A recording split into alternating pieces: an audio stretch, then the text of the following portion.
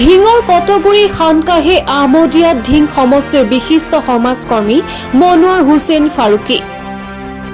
নগাঁও জিলাৰ ঢিঙৰ বৃহত্তৰ টুকটুকি অঞ্চলৰ কটগুৰি আঞ্চলিক জামে মছজিদত পবিত্ৰ ৰমজান মাহত চলি থকা খানকাহে আহমদিয়াত আজি ঢিং সমষ্টিৰ জনপ্ৰিয় নেতা তথা বিশিষ্ট সমাজকৰ্মী মনোৱাৰ হুছেইন ফাৰুকী উপস্থিত থাকে।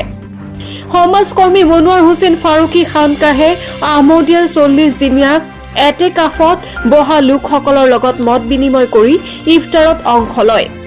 লগতে হুছেইনে এটেকাফত বহা প্ৰতিগৰাকী মুছল্লিক আৰবী ৰুমাল, টুপি আৰু তছফিৰি সম্বৰ্ধনা জনায়। ঢিং সমষ্টিৰ জনপ্ৰিয় সমাজকৰ্মী মনোৱাৰ হুছেইন ফাৰুকী ৰাইজৰ মাজত থাকি ৰাইজৰ হৈ কাম কৰাটোৱেই তেওঁৰ জীৱনৰ লক্ষ্য বুলি আজি এজন সাংবাদিকক জানিবলৈ দিয়ে। News desk report, Batadrava live. মছজিদ মাদ্ৰাসাত ৰাইজৰ মাজত সদায় আপোনাক দেখা পাওঁ, আপুনি কি ক'ব? আচলতে ৰাইজৰ কাম অলপ কৰি আছোঁ, ৰাইজৰ কাম কৰি ভাল লাগে। য'ত ৰাইজ আছে বা ৰাইজৰ কিবা অনুষ্ঠান হয় তাত গৈ পেলাই ভাল পাওঁ। আজি বৃহত্তৰ টুকটুকি অঞ্চলৰ কটগুৰি আঞ্চলিক জামে মছজিদত আপুনি মত বিনিময় কৰিছে এটেকাফত বহা লোকসকলৰ লগত, কি ক'ব? এইটো খুব ভাল লাগিছে। এনেকুৱা অনুষ্ঠানত গ'লে খুব ভাল লাগে, মনটো পবিত্ৰ হৈ যায়। আমাৰ ইয়াত যিসকল মুৰব্বীয়ানসকল এটেকাফত বহিছে তেওঁলোকক লগ পালে মনটো শান্তিৰে ভৰি যায়। আপোনাৰ ভৱিষ্যত কি বুলি ভাবে? সমাজৰ হৈ কি কৰিম? নাই, মই সমাজৰ হৈ কামেই কৰিম আৰু য'ত সামাজিক অনুষ্ঠান হ'ব বা সমাজৰ কিবা কাম থাকে তাত সদায় থাকিম। আপোনাৰ নাম? মনোৱাৰ হুছেইন ফাৰুকী। আপুনি এনেই কি কৰে? মইতো এনেই শিক্ষকতা কৰোঁ। তুমি আহি আমাৰ কটগুৰি আঞ্চলিক জামে মছজিদত এটেকাফত বহা লোকসকলৰ লগত মত বিনিময় কৰিছে, একেলগে ইফতাৰ কৰিছে। আপুনি এজন বিশিষ্ট মুক্তি হয়, কি ক'ব?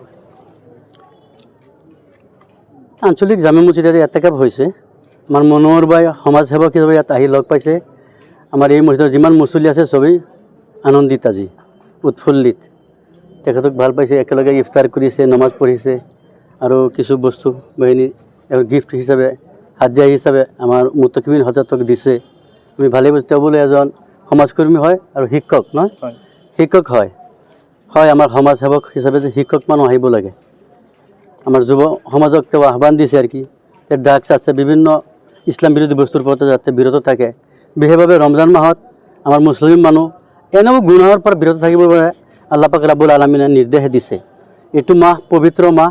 পবিত্ৰ মাহত চবৰ মন পবিত্ৰ হ'ব লাগে, দিল পবিত্ৰ হ'ব লাগে আৰু ভাতৃত্ব ভাৱ আনিব লাগে। সেই আমাৰ ইছলাম ধৰ্মৰ আহ্বান।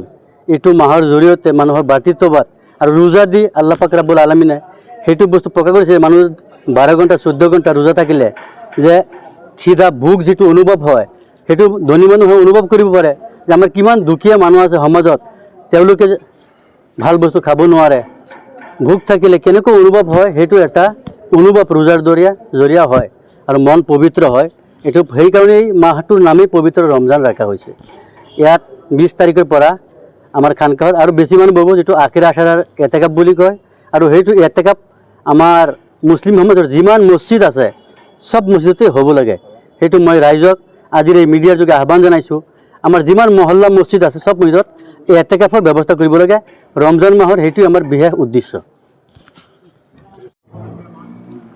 হয়, আপুনি সুদূৰ ধুবুৰীৰ পৰা আহিছে, ইয়াতে আহি পোষ্টিং হৈছে। আজি আমাৰ মনোহৰ ভাইৰ লগত একেলগে ইফতাৰ গ্ৰহণ কৰিছে, কি ক'ব? খুবেই ভাল লাগিছে। ঐতিহ্যমণ্ডিত বুলি ক'লেও ভুল নহ'ব। আমাৰ আহমদ আলী শ্বেখ সাহেবৰ দিনতে, মই জনামতে আহমদ আলী শ্বেখ সাহেবৰ দিনতে এই খানকা আৰম্ভ হৈছিল বহুত দিনৰ আগত। এতিয়া এইখন মছজিদত বৰ্তমান মাৰ্কজ মছজিদ হয়। এই মাৰ্কজ মছজিদত আমি সকলোৱে মিলি আজি ইফতাৰত জড়িত হ'ব পাৰি নিজকে ধন্য মানিছোঁ। আমাৰ মনোৱাৰ হুছেইন ফাৰুকী বৰ্তমান যুৱ সমাজৰ মাজত এটা মানে খুব ভালদৰে কাম কৰি আছে। স্পেচিয়েলি যিবিলাক অসামাজিক কাম, সমাজ বিৰোধী কাম, এইবিলাক যাতে সমাজত অশান্তি বৃদ্ধি নাপায় আৰু ৰোধ কৰে। যুৱ প্ৰজন্মটো যাতে ড্ৰাগছৰ পৰা বিশেষকৈ মানে এই যে ৰাগিয়াল বস্তু, যে ইছলাম বিৰোধী বস্তু হয়, ড্ৰাগছ মদ, এইবিলাকৰ পৰা মূলসুঁতিলৈ ঘূৰাই অনাৰ কাৰণে তেখেতে এটা কাৰ্যসূচী লৈছে। মই ভাবোঁ এই পবিত্ৰ ৰমজান মাহত তেখেতৰ এই কাৰ্যসূচীটো সম্পূৰ্ণৰূপে সফল হ'ব, তেখেতৰ মনোবাঞ্ছা পূৰ্ণ হ'ব। স্পেচিয়েলি যুৱ প্ৰজন্ম আপোনাৰ যদি ইছলামৰ নীতি আৰু নিয়ম মতে চলে তেতিয়াহ'লে শান্তি আৰু সমৃদ্ধি আমাৰ সমাজত দিনক দিনে বৃদ্ধি পাব। আৰু মই ভাবোঁ আমাৰ মনোৱাৰ হুছেইন ফাৰুকী আৰু দৃঢ়তাৰে এইখিনি কৰি যাব। এই সময়ত আমাৰ মানে ৰাইজৰ সহযোগ লাগে, তেখেতক সহযোগ কৰিব লাগে স্পেচিয়েলি। মদৰুদ্দিনক সদায় ৰাইজৰ মাজত দেখা যায়, বিভিন্ন মছজিদ মাদ্ৰাছাত দেখা যায়, আপুনি কি ক'ব? মই তেখেতক মানে বহুত দিনৰ পৰাই জানো, তেখেতে সমাজৰ কাৰণে কাম কৰিব বিচাৰে, স্পেচিয়েলি প্লেটফৰ্ম লাগে তেখেতক। তেখেতে মানে কাম কৰিব বিচাৰে, এটা প্লেটফৰ্ম লাগে আৰু প্লেটফৰ্মৰ সন্ধানতে আছে। আৰু এই মুমেণ্টত আপুনি দেখিছে য'তেই যুৱ প্ৰজন্মই কিবা খেল অনুষ্ঠান কৰিছে তেখেতক পাইছে, কিবা ধৰ্মীয় অনুষ্ঠান পাতিছে তেখেতক পাইছে। আৰু যেনেধৰণৰ মানে মানুহবিলাকৰ মানে যিটো মানে সমস্যা সমাধান কৰি এই মানুহবিলাকে কেনেকৈ তাত ছাকচেছ হ'ব পাৰে সেইটো তেখেতে ভিতৰৰ পৰা এটা সহযোগো কৰে, এইখিনি মই জানো।